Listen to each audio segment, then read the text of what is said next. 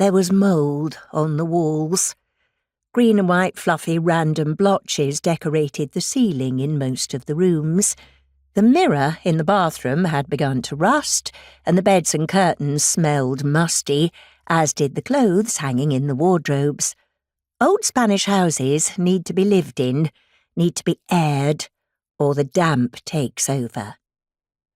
Our home had missed us while we were away for a year, working in the Middle East. When we flung open the shutters to let the fresh mountain air flow through, I could almost hear the house sigh with relief.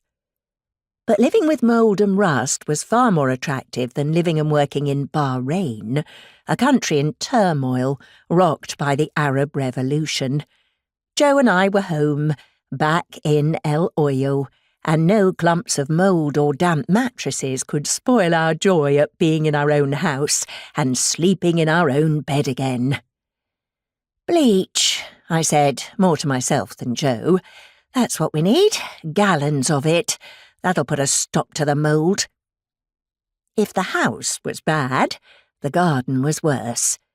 Very few of my plants had survived the heat of the Spanish sun without water. The grapevine thrived, its ancient roots buried deep in the soil, but my flower beds and pots contained nothing but crisp, dry brown sticks, marking the places where shrubs and flowers had once bloomed. "Don't you worry," I said to Regalo. She was the only chicken to have survived, in spite of Paco's care, while we'd been away. Now she was relishing the freedom to wander freely about our overgrown garden. She didn't reply. "I'll get this garden sorted out in no time. And we're going to get you some new sisters to keep you company. You'll be the oldest, so you'll be top hen." Regalo had been the youngest of the flock, pecked and bullied by the others. It was ironic that she would now have a flock of her own to rule.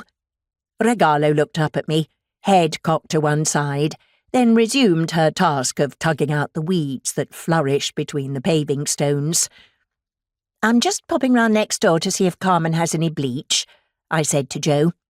He grunted and scratched himself, deep in concentration as he flicked through the manuals, trying to figure out how to reactivate the TV, dishwasher and internet, all of which had refused to work since our return.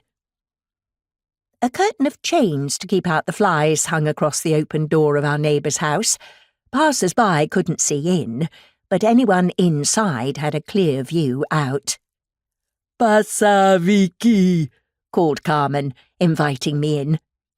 I pushed the jangling metal curtain aside and entered their neat little house, already sniffing the wonderful aroma of something cooking. Bianca, dozing under the kitchen table, raised her head briefly, opened one brown eye, wagged her stump of a tail, and sank back to sleep.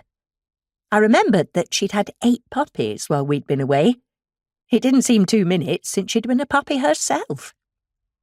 Carmen wiped her chubby hands on a tea-cloth and kissed me soundly on both cheeks. She looked flushed and hot. "I have made churros, and there is fresh coffee. Sit down and I will pour you a glass." I was always impressed by the delicious edibles that Carmen could conjure up on her one gas-ring stove and open fire. Being summer, the fire in the kitchen was not alight, but the kitchen was still very warm from her cooking session. Carmen looked well. She was a few years older than I, but her face was still unlined, and her round cheeks were rosy with health. Although she carried too much weight, she was never clumsy, but worked quickly and efficiently in her tiny kitchen.